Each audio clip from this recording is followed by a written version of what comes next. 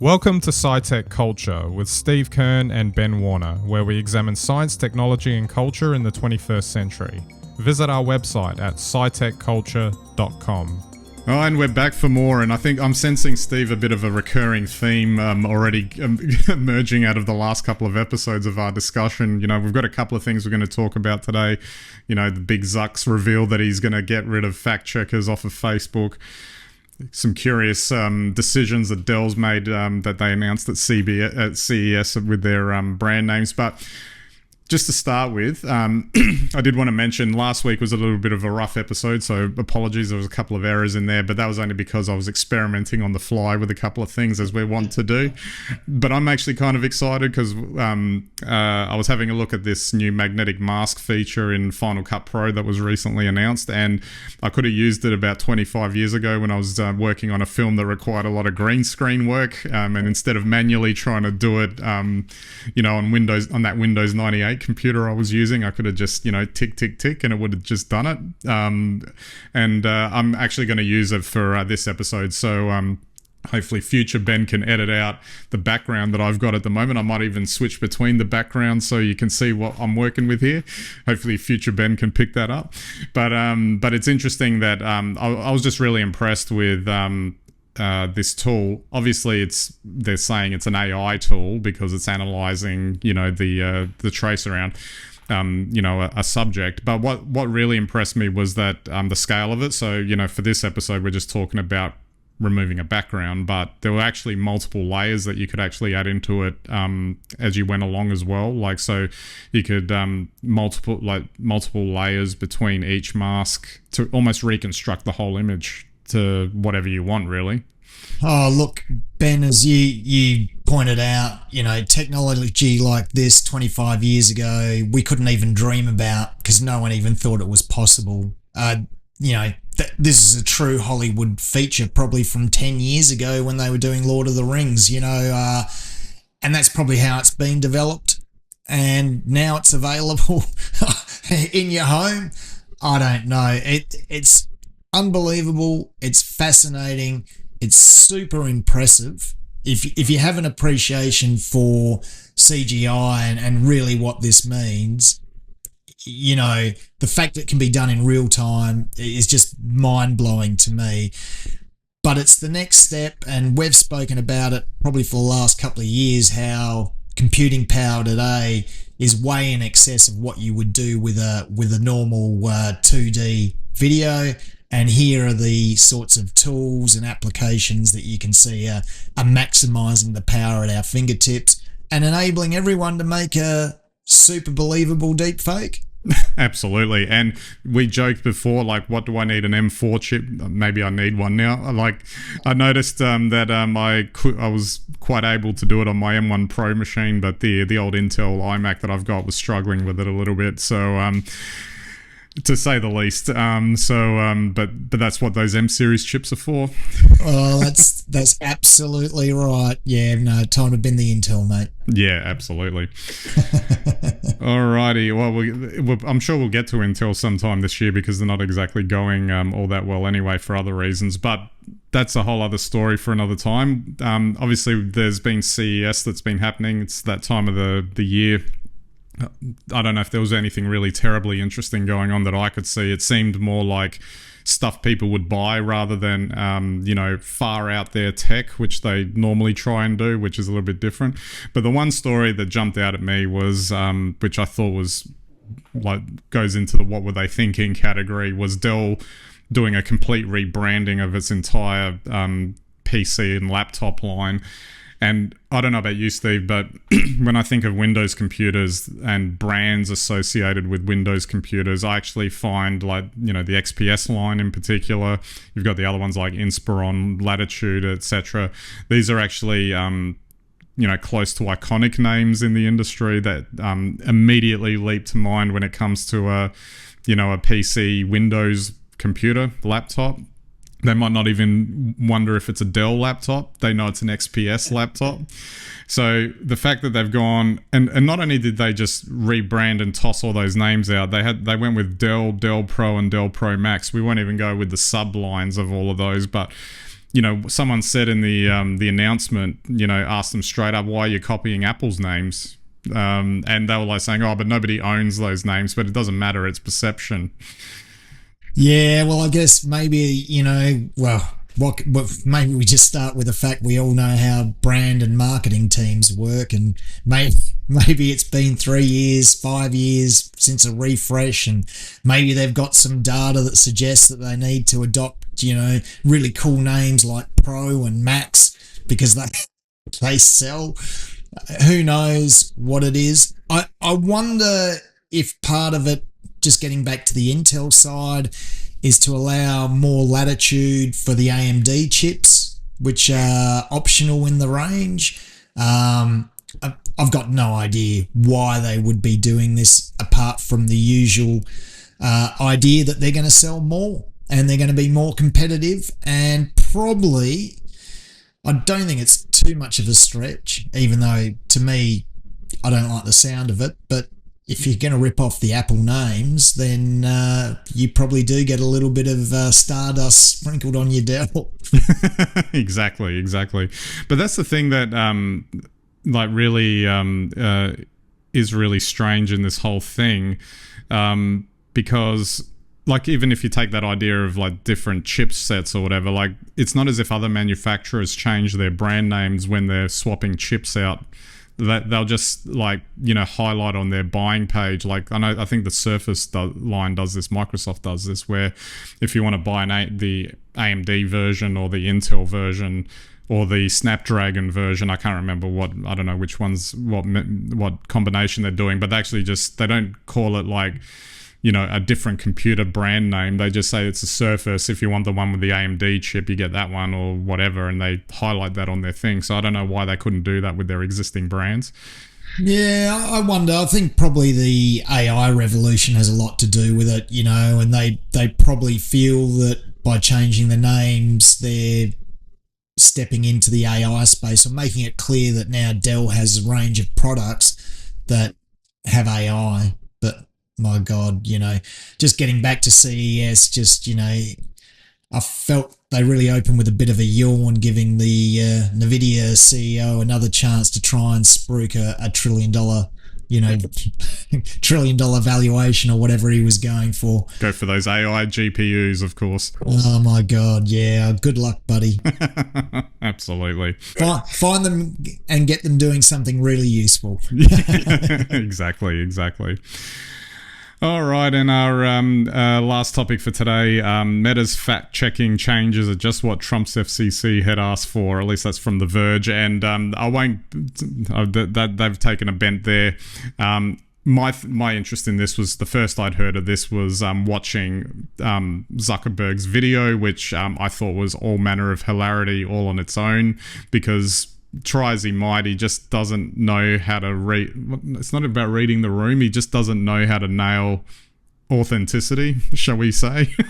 I don't know that he even knows anymore what life outside of Facebook is. What's with the $2 million watch? What's with the hairdo? What's with all of it?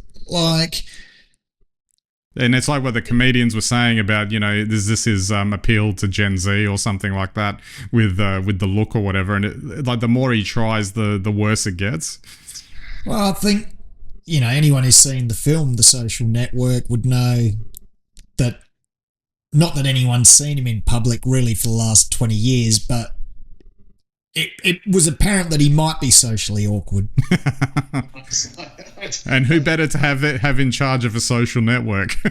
Well, that's right. I think the irony with all of that. And then, I think he's been a bit bruised in past encounters with Trump. I think he overplayed his hand maybe as far back as 2016 or 2020 around the idea of him perhaps one day becoming president. And I think probably Trump showing him how it's done, and Zuck probably knows that he can't do it. I don't know. It's very weird, isn't it? Absolutely. All right, so I think, we sidetracked a little bit, but let's get back to the actual story at hand, which was the removal of fact checking off of Facebook. And I don't know, on the one hand, it probably doesn't matter because there's so much rubbish circulating on Facebook anyway, probably all AI generated at this point, that it probably doesn't matter. But at the end of the day, I think it may be a more symbolic thing that it's an issue, it's a bit hard not to see it as kowtowing along with what a lot of the other tech bros are doing at the moment with Trump coming in. And he almost didn't need to. Well, I mean, if it was a real issue, he probably wouldn't have even announced it in a video like that. He probably would have just quietly tweaked the settings, on the side without saying anything.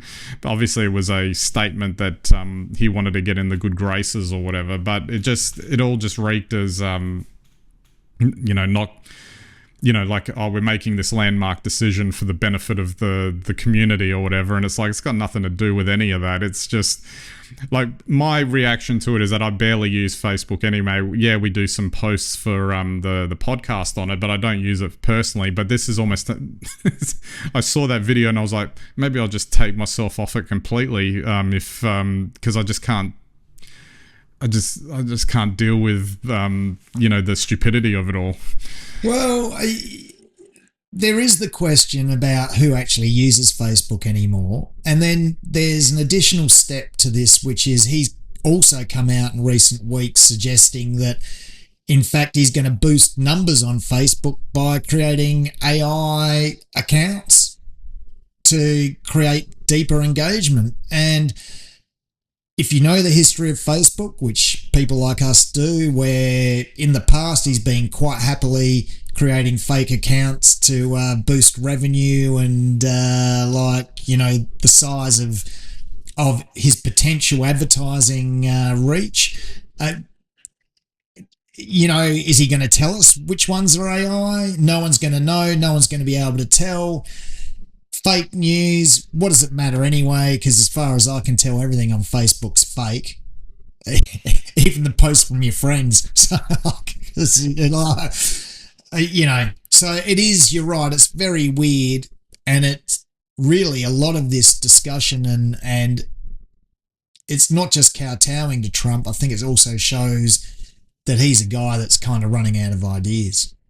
What was funny was that I didn't share this with you. I only saw it briefly before we got on before, but apparently he went on Joe Rogan and was complaining that Apple is stagnating and hasn't innovated anything in, I don't know, the last 10 years. We can have a separate debate about that because they've definitely gone into a more pedestrian mode of moving things forward.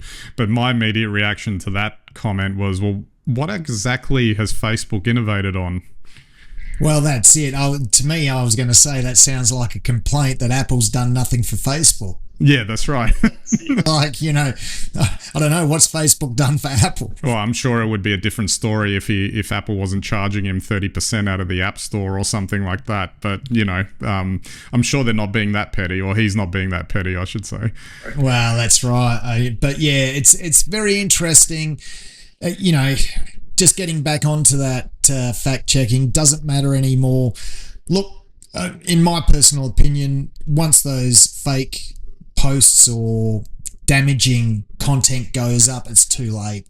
You can fact-check and you can scream or call it afterwards, but it ain't going to make a lick of difference because people who see it and want to believe it will believe it, and the rest of us probably are just so confused we've got no idea anyway. Just one last thing that it's made me think about. We've talked about the publisher versus platform argument in the past, and whether or not they should be lumped in with traditional media in terms of being held accountable for what gets posted on their site. What made me another different spin on this actually is leaving aside the traditional arguments one way or the other for that. Maybe it's in their interest to have some sort of that not accountability, that checking in place, just for the making the platform digestible by a rational person. Because if this change yields in bottom of the barrel behavior coming out, nobody's going to want to go on there except for anyone that wants to engage in that sort of stuff, and then it becomes like a polluted brand if it isn't there already. And I just wonder if that might be, if anything, that might actually be a positive for them if they actually had that. I think you're spot on there, and I think you'll probably find that's the motivation for the AI profiles. I'm not sure that Zuck would be as thoughtful about you on this topic and see the potential if they created AI profiles that lifted the standard of discourse, were less polarizing, less interesting, but more reasonable. Then you would think that actually that would be a great service, because that would limit the spread of damaging content. But interesting, if all those AI bots are going to do is drive more engagement, then the things that we know, which are the negative responses, the visceral responses to posts about kids being fed into minces and the injustices of someone from somewhere else coming to your street and eating the cats and dogs. Exactly, yeah. Anyway, well, I don't think we need to say more about that, but I think Facebook's truly at a crossroads. Yeah, and as a final point, it just kind of, like, to me, throws the whole social media landscape into doubt in terms of, I know that generations coming through have known nothing else. Like that's just a way of doing business in the world now, using social media. But I feel a lot more disengaged from it than ever before. And I don't like, okay, there's alternatives. Blue skies come up, and I don't know, TikTok's probably encroaching in the video space and things like that. But I just don't see, like, it's almost like a project that was a good idea at the time, but has run into the practicality of the bargain basement of human behavior. That's right, as has the whole internet. Try and find an honest review, try to find an honest seller or buyer on Marketplace, try and find an internet free from violence and other awful things, and I don't see it. Well, that's a rather ponderous note to finish on as we get through it. All right, Steve, we might wrap it up there. Maybe we can have a look at some other social media sites then, if there's anything else we can post on. But maybe we just stick to YouTube in the future. Who knows? Oh, well, YouTube, and it's the only one left. And even that's a melting iceberg. Yeah, exactly. All right, so that's it for this week's episode. We'll catch you next time.